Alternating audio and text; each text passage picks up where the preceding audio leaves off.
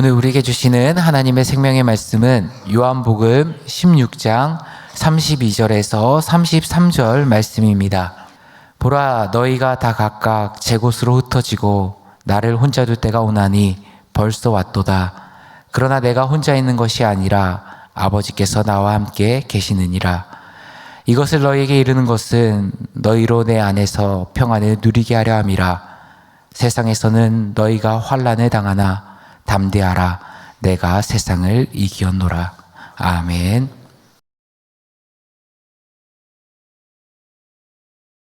외로움은 사람이 경험할 수 있는 가장 슬픈 감정 가운데 하나입니다.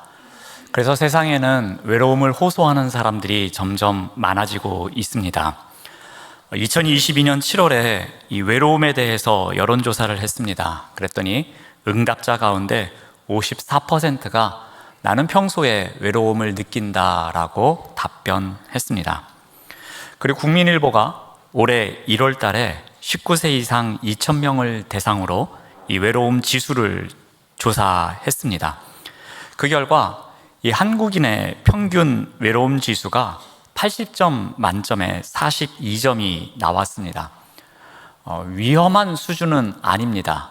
그런데 이 외로움 지수를 이야기할 때 43점부터가 외로움을 느끼는 것을 말합니다. 그런 가운데서 평균이 42점이라는 것은 결코 가볍게 여길 수 있는 것은 아니었습니다. 또한 이 조사에서 50점 이상의 외로움을 겪고 있는 비율이 26%나 되었습니다. 이 50점 이상은 의료적인 조치가 필요한 경우를 이야기합니다.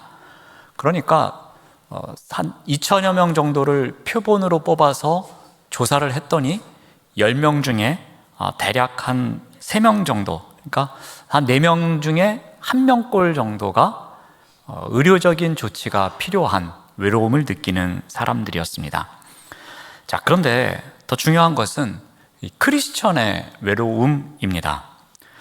일반적으로 생각할 때 신앙이 있으니, 그리고 종교가 있으니 외로움을 느끼지 않을 것이라고 생각합니다.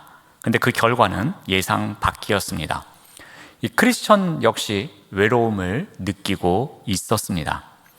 이 크리스천의 실제 외로움 정도를 알아보기 위해서 어느 기독교 연구소에서 올해 5월 달에 19세 이상의 2,000명을 대상으로 이 여론조사를 했습니다. 그랬더니 조사 결과 이 크리스천 가운데서도 46%에 해당하는 데는 사람들이 외로움을 느낀다고 답변합니다.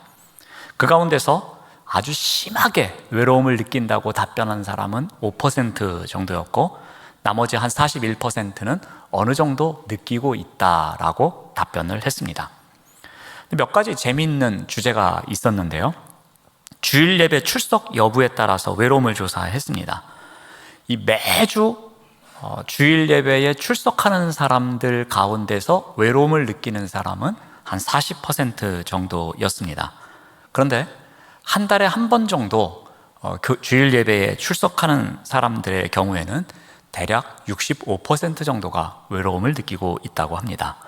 그러니까 주일 예배 출석하면 할수록 그만큼 외로움을 덜 느낀다는 결과이기도 합니다. 또 하나는 소그룹 참여 여부에 따라서도 외로움을 조사했습니다. 교회 안에서 소그룹을 참여하는 사람들, 그런데 그 참여할 경우에는 대략 40% 정도가 외로움을 느낀다고 합니다. 그런데 전혀 소그룹 모임에 참여하고 있지 않는 사람들은 그 가운데서 한 55% 정도가 외로움을 느끼고 있다고 답변을 했습니다. 그러니까 서로 만나서 말씀과 삶을 나누는 경우 그만큼 외로움을 느끼는 정도가 떨어짐을 나타내고 있습니다. 그런데 한 가지 더 관심이 있는 주제는 교회 안에 있을 때도 외로움을 느끼는가 였습니다. 교회에서도 외로움을 느끼는 경우가 있는가라는 질문이었습니다. 이 질문에 대해서 크리스천 가운데 36%가 나도 교회 안에서 외로움을 느껴본 적이 있다라고 답변을 합니다. 그리고 64%가 없었다라고 답변을 합니다. 그러니까 교회에 오시는 분들 가운데서 대략 한 10분 가운데 한 3분 정도는 교회에 와도 외로움을 느끼고 있음을 알 수 있습니다. 자, 우리가 살아가면서 왜 이러한 외로움을 느낄까요? 그리고 크리스천임에도 불구하고, 우리가 신앙이 있음에도 불구하고, 어떻게 보면 매주 예배를 드리고 또 크고 작은 활동을 함에도 불구하고 우리는 왜 외로움을 느끼고 있을까요? 한 두 가지 정도로 그 이유를 한번 보도록 하겠습니다. 외로움을 느끼는 이 첫 번째 원인은 전환 때문입니다. 우리의 삶은 이 다양한 전환을 맞닥뜨리면서 살아가고 있습니다. 그리고 그 전환이 일어날 때마다 외로움이라는 감정이 우리에게 찾아옵니다. 한번 예를 들어서 설명을 드리겠습니다. 다니던 학교가 있습니다. 그런데 다른 학교로 전학을 갑니다. 그러면 익숙했던 일상에서 떠나서 또 다른 전환이 일어납니다. 그러면 그곳에서 외로움을 경험할 때가 많이 있다는 것입니다. 저도 초등학교 때 전학을 3번 갔습니다. 제가 사고를 쳐서 강제 전학을 당한 건 아니었습니다. 이사 때문에 전학을 갔습니다. 근데 전학을 갈 때마다 새 학교는 저에게 다양한 전환이 일어나는 곳이었습니다. 친구들도 어색하고 공간도 어색하고 새로운 것이 바뀌는 전환이 일어나는 곳이었습니다. 그리고 일정 기간 적응하는 동안에는 외로움을 느낄 수밖에 없었습니다. 여러분, 일하는 곳이 바뀌어도 마찬가지입니다. 익숙한 곳으로 출근하고 익숙한 사람들과 함께 일하다가 어느 날 갑자기 이직을 합니다. 그러면 전환이 일어납니다. 전환이 일어나서 그곳에서 익숙해질 때까지는 외로움을 느낄 수밖에 없는 것입니다. 은퇴도 마찬가지입니다. 일상의 시간표에 전환이 일어나는 겁니다. 아침 몇 시에 일어나서 몇 시까지 출근을 해서 몇 시까지 일을 하다가 몇 시에 퇴근을 하고, 그래서 저녁에는 무엇을 하는 그 일상의 시간표가 전환이 일어납니다. 분주하게 움직이던 하루의 시간에 여유가 생깁니다. 그런데 그 전환을 맞이하면서 적응하는 가운데에 외로움이라는 감정이 찾아온다는 것입니다. 여러분, 교회를 옮기는 것도 마찬가지입니다. 익숙한 예배가 있습니다. 그리고 늘 앉는 자리, 익숙한 자리가 있습니다.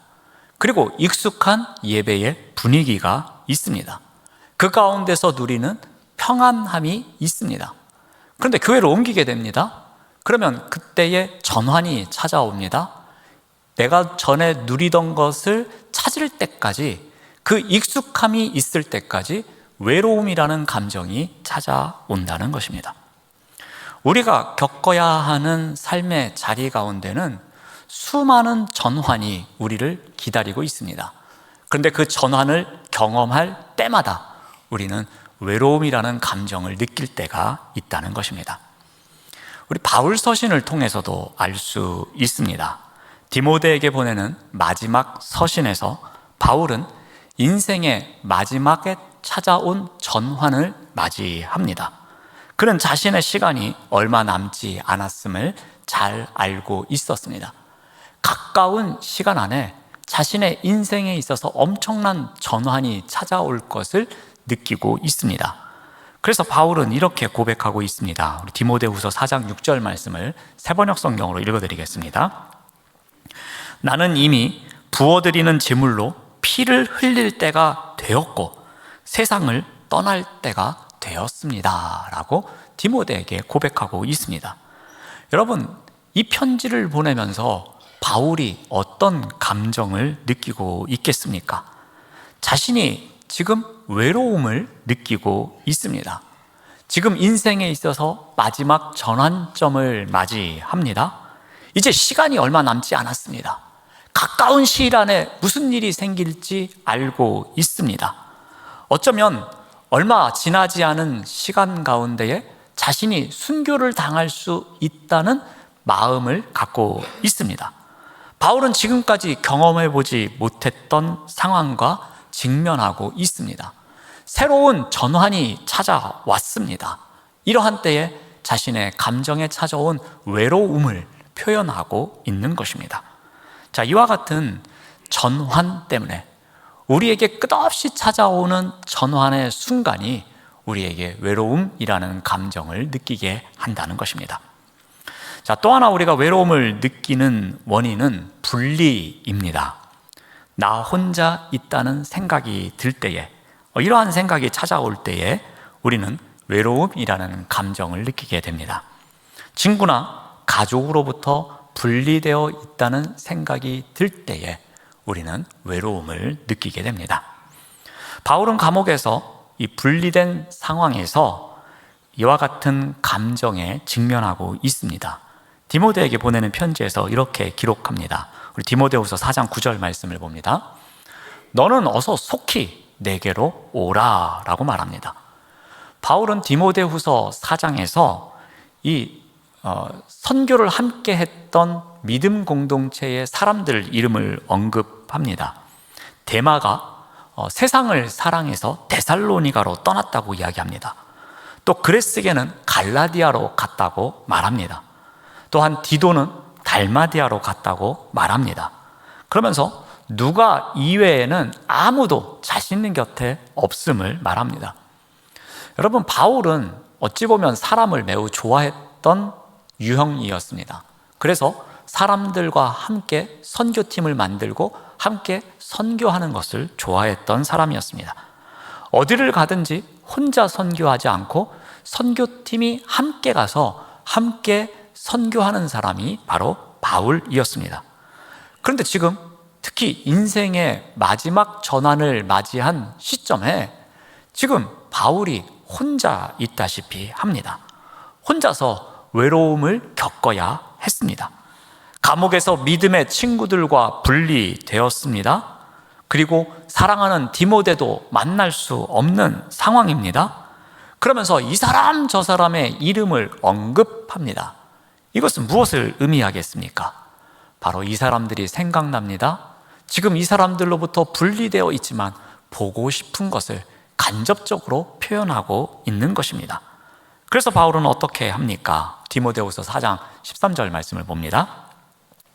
내가 올 때에 내가 드로아 가보의 집에 둔 겉옷을 가지고 오고 또 책은 특별히 가죽 종이에 쓴 것을 가져오라 라고 이야기를 합니다.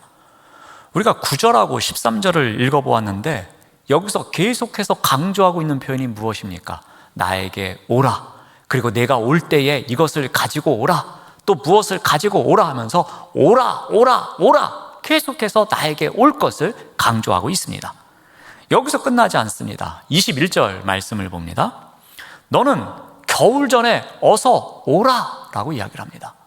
바울이 지금 믿음의 친구들로부터 분리되어 있는 상황에서 심한 외로움을 느꼈습니다. 그래서 마지막 서신을 받고 있는 디모데에게 어서 나에게 올 것을 당부하고 있습니다. 겨울이 오기 전에 꼭 오면 좋겠다고, 내가 이런 사람들이 떠났고 이런 사람들이 떠나서 참 힘드니 내가 나에게 오면 좋겠노라고 당부하고 있습니다. 조금 전에도 말씀드렸듯이 크리스천 중에 46%가 외로움을 느끼고 있다고 답변했습니다. 그런데 이들이 교회 안에서도 외로움을 느끼고 있다고 합니다. 근데 그 이유를 몇 가지 이렇게 말합니다. 그 조사 결과에서는 교회 안에 오더라도 마음을 터놓고 이야기할 사람이 없어서 외롭습니다 라고 45%가 답변을 합니다. 또 교회 활동에 참여하지 못해서 외롭습니다 라면서 20%가 답변을 합니다. 또 교회에 오더라도 함께 식사할 사람, 차 한 잔 마실 사람이 없어서 외롭습니다 라고 답변한 사람이 대략 15%입니다. 그리고 나는 소속된 부서가 없습니다, 그렇게 해서 외롭다고 한 사람이 한 6% 정도 됩니다. 자, 교회 안에서 외로움을 느끼는 이유는 다양합니다. 자, 그런데 공통점이 하나 있습니다. 그것은 바로 내가 이곳에 오더라도 이곳에서 분리되었다는 마음이 있기 때문입니다. 마음을 터놓고 이야기할 만한 사람이 없어서 사람들은 많지만 그 사람들과는 내가 분리되어 있다는 생각이 든 것입니다. 교회 활동에 참여하고 싶지만 참여하고 있지 못하는 자신을 보면서 저들과는 내가 분리되어 있구나라는 생각에 외로움이 느껴지는 것입니다. 같이 식사할 사람 없고 차 한잔 할 사람이 없기에 그 어울리는 사람들을 보면서 나는 분리되어 있구나 하면서 외로움을 느끼는 것입니다. 또한 소속된 부서가 없는 가운데에 나 혼자만 외로이 떨어져 있네, 나만 분리되어 있구나 라는 마음 때문에 외로움을 느끼고 있는 것입니다. 몸은 교회 안에 있지만 마음은 교회 안에 있지 못하는 분리가 일어나서 바로 외로움을 느끼고 있는 것입니다. 이와 같은 분리 때문에 우리가 외로움을 느끼며 살아갑니다. 자, 그렇다면 전환과 분리 때문에 일어나는 외로움, 이것을 어떻게 이겨내야 하는가입니다. 이것도 한 2가지 정도만 말씀을 드리고자 하는데요, 우리 예수님에게서 이 방법을 배워보고자 합니다. 자, 먼저 예수님은 외로움을 이겨내기 위해서 혼자가 아니라는 믿음이 있으셨습니다. 여러분, 예수님도 분명히 외로움을 느끼셨을 겁니다. 예수님에게는 함께하는 제자들이 있었습니다. 그런데 이 제자들이 예수님의 뜻과는 다른 행동을 합니다. 무지할 때도 있습니다. 돌발 행동 때문에 예수님을 당황케 할 때도 있었습니다. 사고를 칠 때도 있었습니다. 심지어 예수님의 말씀을 믿지 않고 의심할 때도 있었습니다. 예수님을 부인하기도 하고 심지어는 예수님을 팔아 넘기는 자도 제자들 가운데 있었습니다. 인간적으로 보면은 예수님은 외로움을 느낄 수밖에 없는 분이었습니다. 그런데 예수님께서는 이 외로움을 극복하십니다. 바로 믿음으로 극복하십니다. 근데 그 믿음이 어떤 믿음인가 하면은 요한복음 8장 16절 말씀을 봅니다. 만일 내가 판단하여도 내 판단이 참되니 이는 내가 혼자 있는 것이 아니요 나를 보내신 이가 나와 함께 계심이라 라고 합니다. 이 부분은 바리새인들과 논쟁하는 장면입니다. 예수님은 자신의 판단이 항상 참되다고 말씀하십니다. 왜 그런가 하면 그 기준이 참되기 때문입니다. 근데 그 기준의 근거가 어디에 있습니까? 바로 아버지이신 하나님께 있기 때문입니다. 바리새인들은 육체대로 또 자신의 소신대로 자신의 욕심대로 판단하지만 예수님께서 판단하시는 것은 자신의 욕심이나 어떠한 지식에 근거한 것이 아니라 하나님 아버지에 맞춰 따라서 그 함께 하시는 그 아버지 하나님이 기준이었음을 이야기하고 있습니다.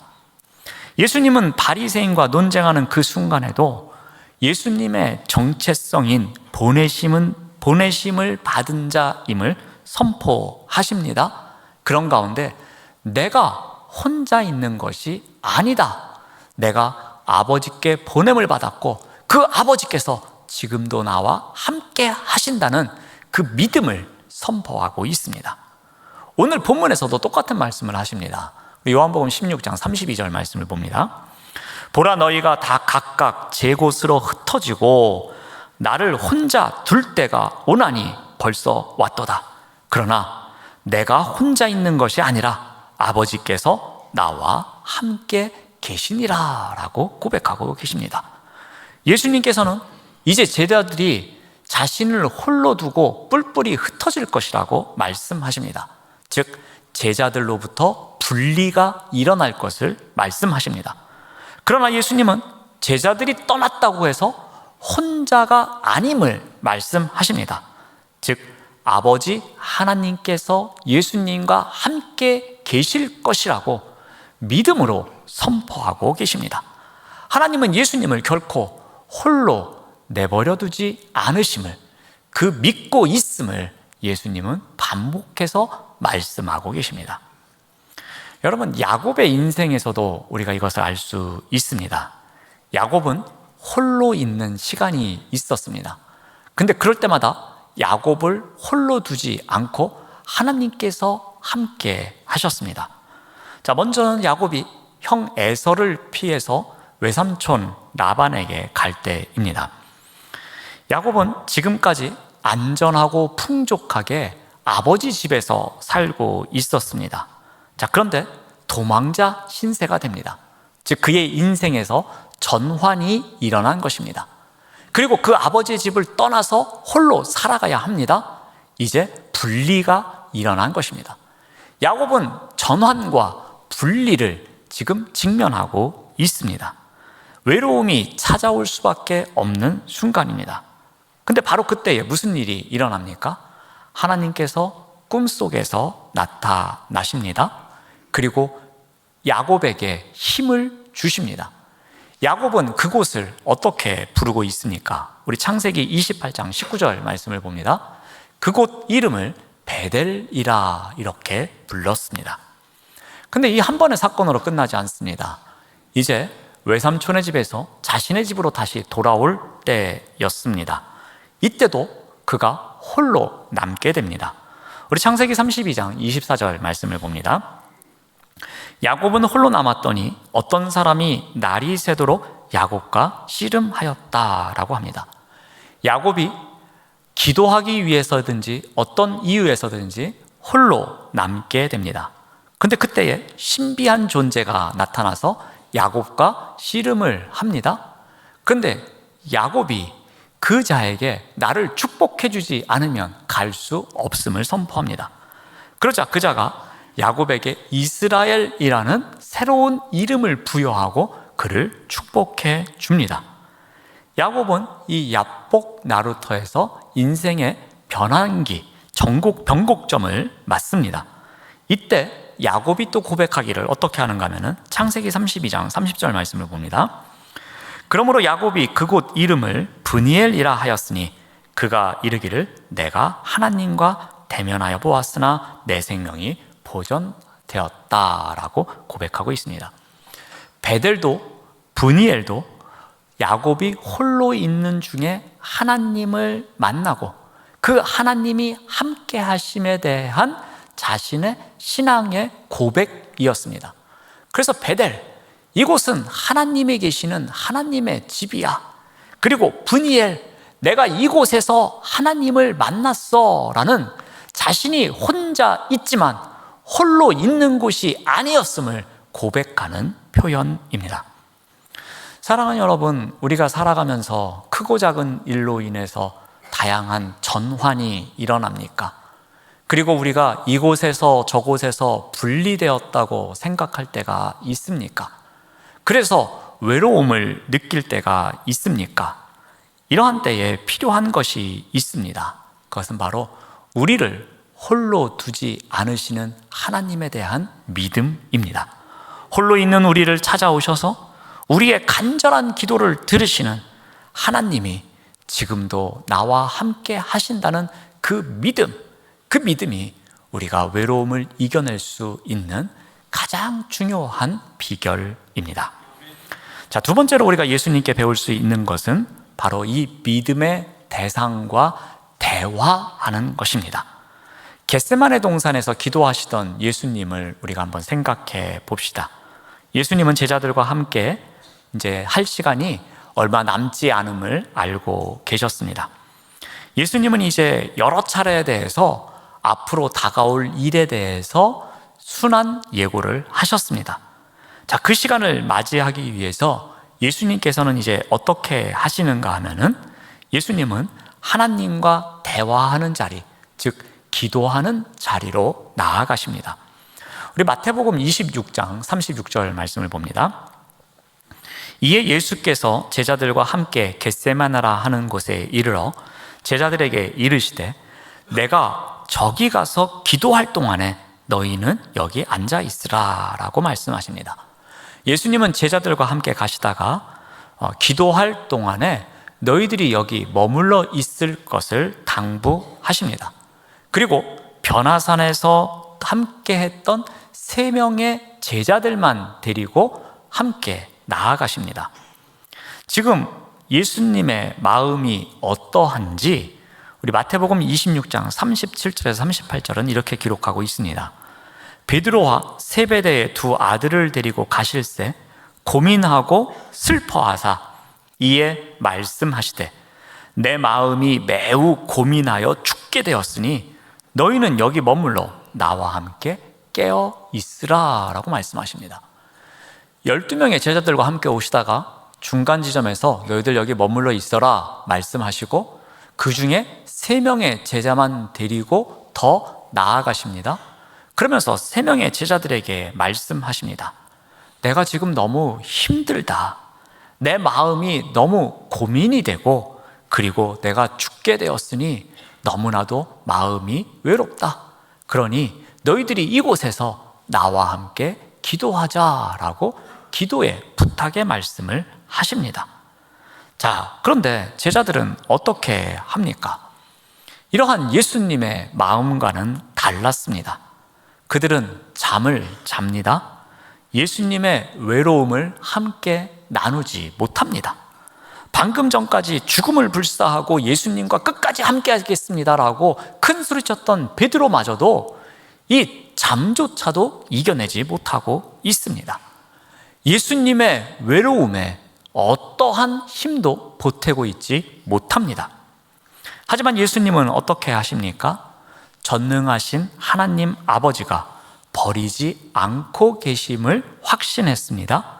그래서 극심한 고난을 앞두고 있는 그 순간 예수님은 하나님 아버지께 기도하며 나아가고 있습니다.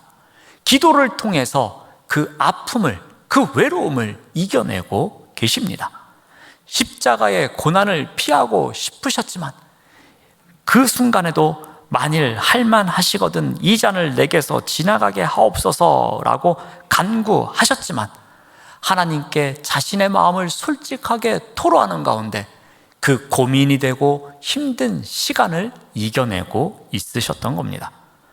예수님은 어떠한 경우에도 하나님과 대화하는 것을 잊지 않으셨습니다.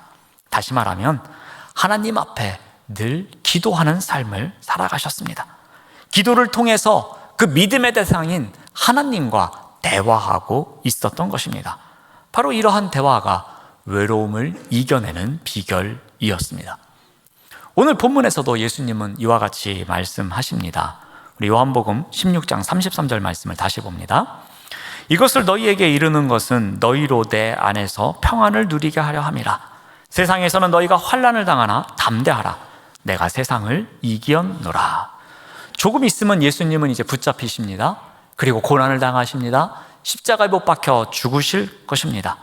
그리고 제자들은 제 곳으로 뿔뿔이 흩어질 것입니다. 혼자 외로이 남을 수밖에 없는 상황입니다. 하지만 그 순간도 혼자 계신 것이 아니었습니다. 아버지 하나님께서 함께 하심을 믿음으로 고백하십니다. 그리고 극심한 외로움이 밀려오는 순간에도 평안함을 말씀하십니다. 그리고 제자들에게 이 평안함의 비결을 가르쳐 주십니다. 세상을 이기는 힘이 있음을 말씀하십니다. 예수님은 그 비결이 어디에 있다고 말씀하십니까? 바로 기도에 있다고 하십니다. 그래서 너희가 담대하라. 내가 세상을 이기었노라 라면서 16장 말씀을 끝내고 난 다음에 17장 1절이 이렇게 시작합니다. 예수께서 이 말씀을 하시고 눈을 들어 하늘을 우러러 이르시되. 예수님께서는 제자들에게 이 평안의 비결을 말씀하시자마자 그 비결이 기도에 있음을 가르쳐 주시기 위해서 기도의 자리로 나아가십니다. 예수님에게 기도는 대화였습니다. 예수님은 하나님의 인도에 따라 이 세상에 오셨고 하나님의 사랑을 받고 살아가셨습니다. 그리고 하나님의 뜻을 이루기 위해서 살아내셨습니다. 무엇보다도 하나님께서 원하시는 그 하나님의 뜻을 따라서 십자가를 지셨습니다. 예수님은 어떠한 상황 가운데서도 그 하나님과 대화하는 삶, 즉 기도하는 자리에 계셨습니다. 사랑하는 여러분, 우리가 살아가는 가운데 크고 작은 다양한 삶의 정황 가운데서 전환이 있습니까? 그리고 그 가운데서 분리되는 느낌이 들 때가 있습니까? 그래서 외로움이 찾아옵니까? 이러한 때에 우리에게 필요한 것이 있습니다. 우리를 홀로 두지 않으시는 하나님, 그 하나님과의 대화입니다. 즉 하나님과 대화하기 위한 기도의 자리로 나아가는 것, 이것이 바로 외로움을 이겨내는 가장 중요한 방법입니다. 바로 그 기도의 자리가 우리를 외로움에서 건져내 주는 것입니다. 크리스천도 분명히 외로움에서 자유롭지 못합니다. 여론조사를 통해서 우리가 들었던 것처럼 무려 46%나 크리스천임에도 불구하고 외로움을 느낍니다. 심지어 교회 안에서도 외로움을 느낀다고 답변합니다. 그러므로 우리가 어떻게 해야 하겠습니까? 예수님께 배워야 할 것입니다. 홀로 남는 순간에도, 절정의 외로움이 찾아오는 순간에도 예수님은 혼자가 아니라는 믿음이 있으셨습니다. 아버지 하나님께서 함께 하심을 믿음으로 살아내셨습니다. 이 믿음이 바로 외로움을 이겨내는 힘이라는 사실을 꼭 기억하시기를 바랍니다. 또한 홀로 남는 순간에도, 절정의 외로움이 찾아오는 순간에도 예수님은 하나님과 대화하기 위해서 기도의 자리로 나아가셨습니다. 바로 이 기도의 자리가 외로움을 이겨내게 하는 힘이 됨을 우리가 꼭 기억해야 할 것입니다. 오늘은 한 해의 마지막 주일입니다. 한 해 동안 있었던 크고 작은 전환과 분리가 우리를 외로움이라는 감정을 갖도록 만들어 왔을 것입니다. 그렇지만 그러한 상황 가운데서도 우리를 홀로 두지 않으시는 하나님을 믿는 믿음을 우리가 꼭 간직하시길 바랍니다. 그리고 그 하나님과 대화하는 기도로 외로움을 이겨내시는 우리 모두가 되시기를 바랍니다. 기도하겠습니다. 하나님 감사합니다. 전환과 분리 가운데서 외로움에 주저앉을 수밖에 없는 우리를 끝까지 사랑해 주시고 여기까지 인도해 주신 하나님의 사랑에 감사드립니다. 언제나 우리와 함께 하시는 하나님을 믿는 믿음과 하나님과 대화하기 위해 기도의 자리로 나아가는 간절함으로 우리에게 찾아온 크고 작은 외로움을 이겨낼 수 있도록 인도하여 주시옵소서. 예수님의 이름으로 기도드립니다. 아멘.